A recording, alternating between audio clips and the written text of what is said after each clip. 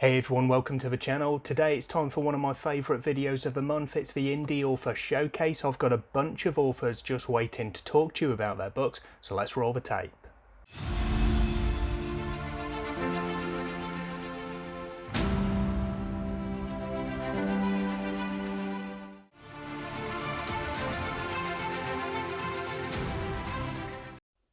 Hey everyone, my name is Morgan Shank. I'm a dark fantasy writer.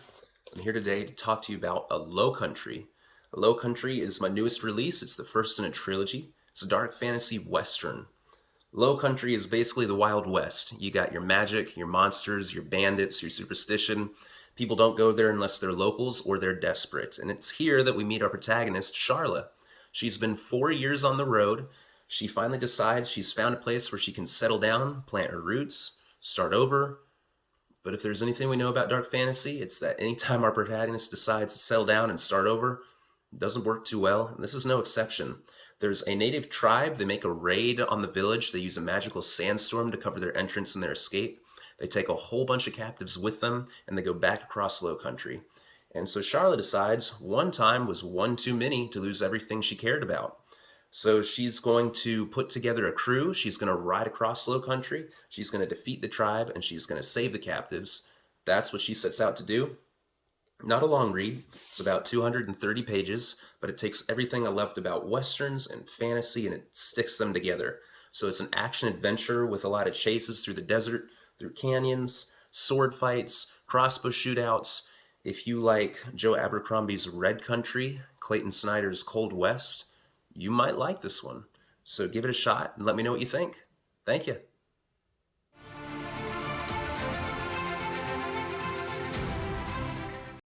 Hello, my name is Rebecca Schmid. I'm the author of Ascavus. Ascavus is the first in a duology about one man's path to becoming the villain.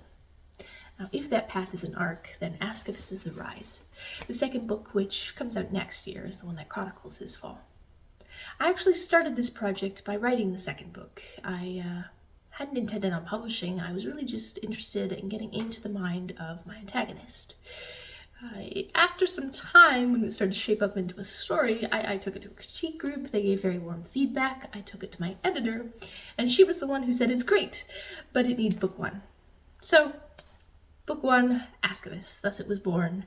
Now, the story is fantasy. It has elements of action, of romance, of course, of political intrigue, and it's told from two main points of view. The first is Tyron. Now, at this point in his life, he would best be described as someone who wants to help others. He sees the way that the world is flawed, whether the systems that run it are flawed, and he wants to fix them. He's not content with leaving them as they are. Raioa, on the other hand, is an assassin. An unwilling one, but one with too much at stake to walk away. The two of them are thrown together by circumstance, and given the same goal, they have very different ideas about how to achieve it. However, neither of them quite understand how far-reaching their actions will be. Now, if you'd like to learn more about me, about Ascavus, about the series that I co-author, that Tyron is from, you can check out me and my co-author's website, sharareevespress.com. You can also find us on social media under Shara Reeves Press.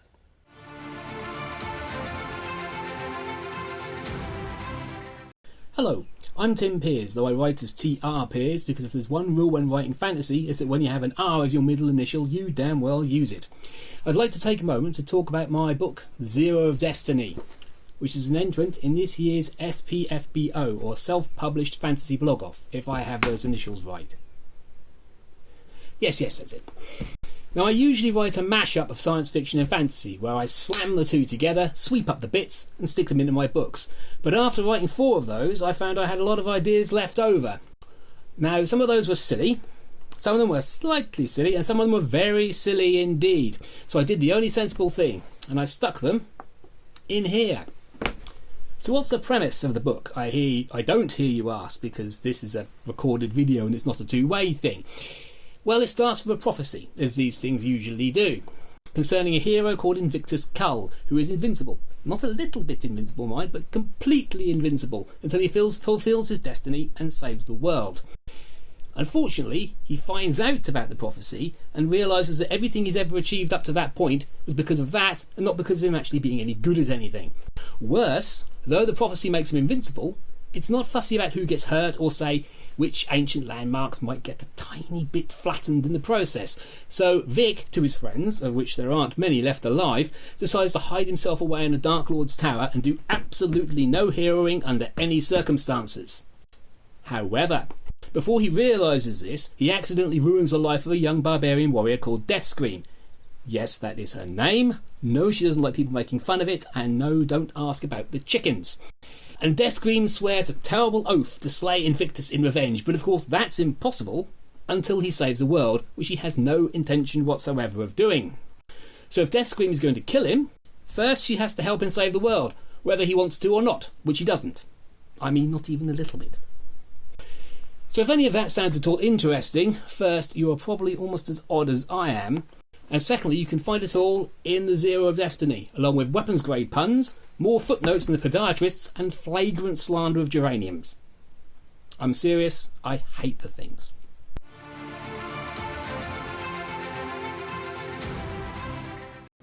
Hello everyone, my name is Laura Huie, and I'm here to talk about my book, The Unchosen. It's a dark fantasy novel that I published just this past fall. If you grew up on Avatar: The Last Airbender, like I did, and you enjoyed watching Aang throw some wind, toss some rocks, splash some water, and get a little feisty with the fire, this book's in your wheelhouse. But I have a little bit more magic. There's some plants and light involved.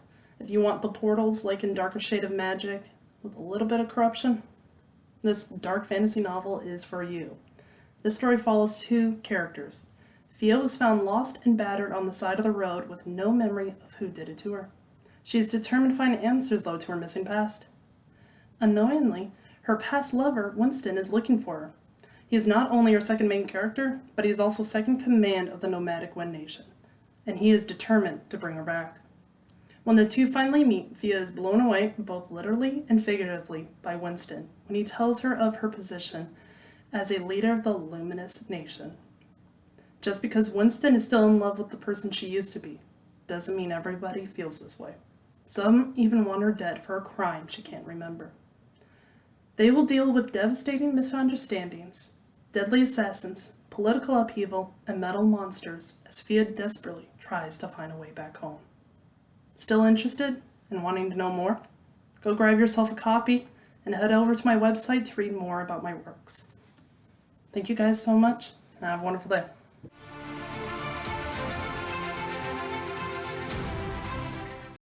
Hello everyone, my name's C.L. Jarvis, and this is my historical fantasy novel, The Doctrines of Fire, which is part one in the Edinburgh Doctrines series, set in late 18th century Edinburgh, Scotland. And the book focuses on George, a shy former soldier turned medical student who teams up with two physicians to investigate the mysterious deaths of several students on campus. Initially, George thinks that this is just a way for him to get social connections and do better at his studies, which he's failing at. But he gets drawn into a very dangerous world of competing academic factions and shadowy magic practitioners. This book is a blend of historical fantasy and dark academia in a very seedy nighttime Georgian Edinburgh setting. I think readers who like very action-driven stories with seedy urban city vibes will enjoy this book. It's available in Kindle Unlimited. It's currently taking part in SFF 9, and the paperback is available wherever you can get paperbacks. Thank you for checking it out.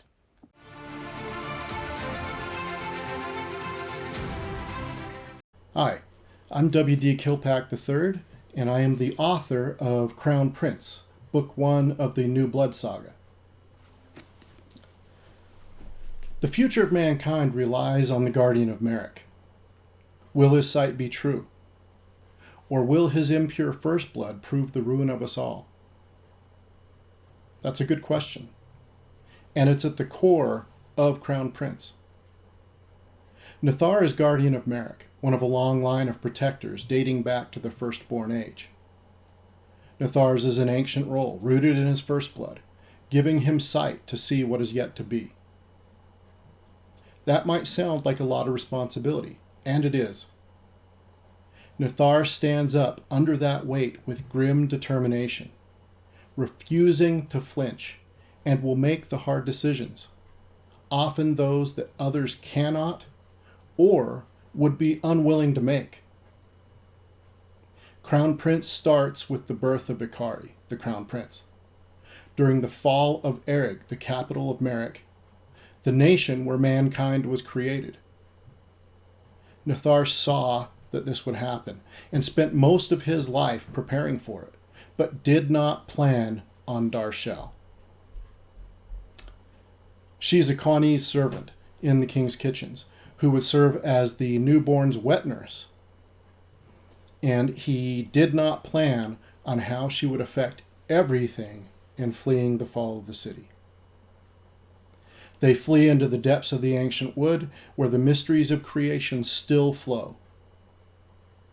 This inspires great respect in Nathar and terror in Darshell.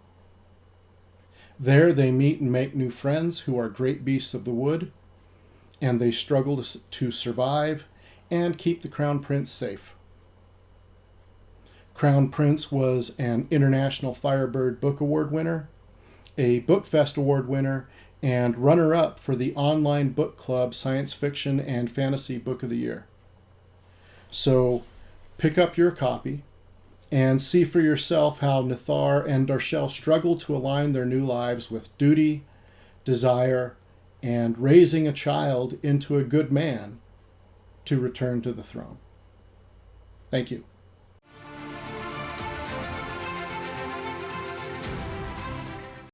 Hi, I'm Rhiannon Held, professional archaeologist and author.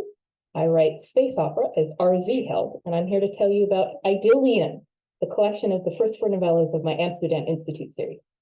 The four novellas share two protagonists, and I wanted to examine the question of, if you had nanites installed into your brain and your body without your consent, would you still be yourself?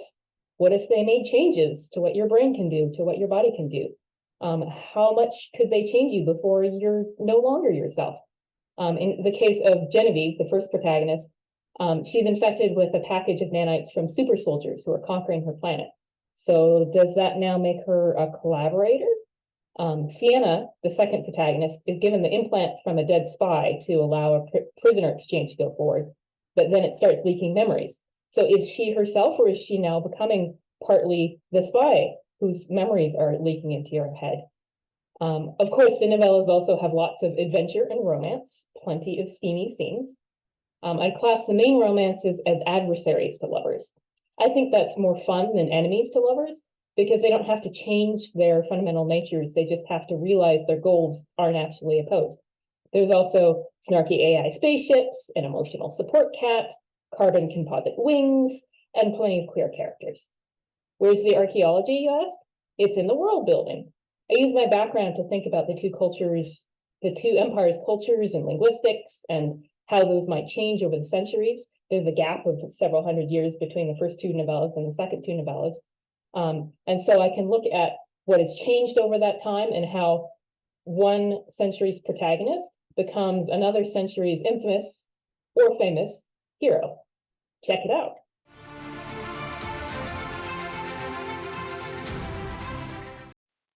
Hi, I'm Susan Maxwell, and this is And the Wildness, included in SPF B09. It's the first of the Flux Avalana series, a prequel to the Chronicles of Winbio, the first of which is Good Red Herring. And the Wildness takes place in Hibernia, a thinly disguised Ireland, in a world divided into empires, and in this book we see the first signs of a sinister rise of global aristo-corporate clans, whose claims of scientific and philanthropic research hide their technomantic exploitation of Hibernia's proximity to other worlds. Villa's Grace's parents work for one of those families, the St. Morcares, and when Villa, who would rather be a goat than a girl, is expelled from school, she and her 3 siblings are sent to Cobwell Farm for the summer. There they encounter archangels, semi-immortals, and the divinities of mythology, who are very unepically working on the farm. They are also protecting it and the wilderness the farm contains from the greedy eye of the St. Morcares, who, never guilty of thinking too small, have stolen the Cailleach, the winter divinity, to further their plans to control the world by controlling the weather. Villa's ambitious brother Bram is drawn into their plans. His twin, Flan, plans to run away but is thwarted by one of the 3 forms of the goddess Bridget, while their little brother Raftery wants to go exploring with a local cryptozoologist, a puka called Murph. Villa ultimately becomes the catalyst for a showdown on Cobwell between corporate ambition and the older forces of the wilderness. If you like Jonathan Stroud, or the film Dogma, or would enjoy an Arthur Ransom adventure but written by Flann O'Brien, indeed, if you liked Good Red Herring, you like The Wild and the Wilderness. It's an ideas-driven story that focuses on the political and rhetorical structures within which the characters live and negotiate the complications of loyalty and ambition. Thanks for listening, thanks to Dom for the invaluable showcasing of indie authors, and best of luck to everyone in SPFBO.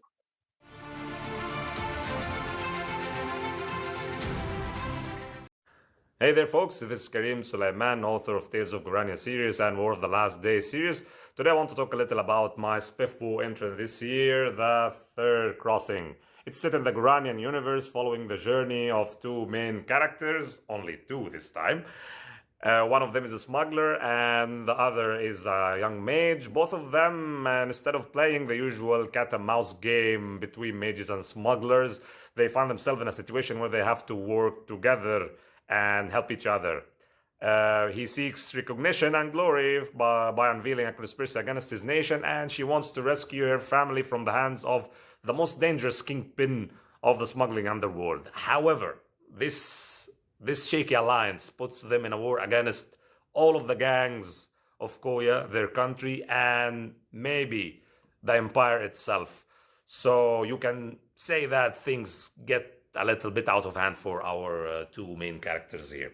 So what do you expect to see in The Third Crossing? A military institution that raises battle mages, street wars between gangs, naval chase that features cannon galleons, and of course a final showdown with the demon, this big bad boy here on the cover. So if you are into any of these things, if you have read the Tales of Grania, if you haven't read any of the Tales of Grania books, if you have or haven't read the first 2 books of the War of the Last Day series, Third Crossing is a standalone novel, so you can start with it or continue after the previous books. The reading order is up to you. So check it out. It's on Amazon. Hope you enjoy it, and of course, hopefully the judges enjoy it as well.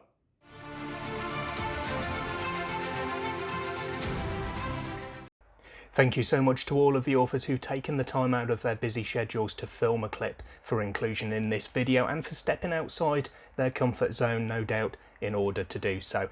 If you want to join this series and appear in a future one of these videos, do check out the showcase page on my website, dominishbooks.com. I'll leave a link down below as well, and you'll find all the information there to get a clip over to me. Also below this video, as usual, you'll find links to all of the authors who you've seen in today's showcase. Do go and check them out in more detail. For today, that's everything, so thank you very much for your time. I hope to see you in the next video sometime soon. Until then, take care of yourselves, read some good books.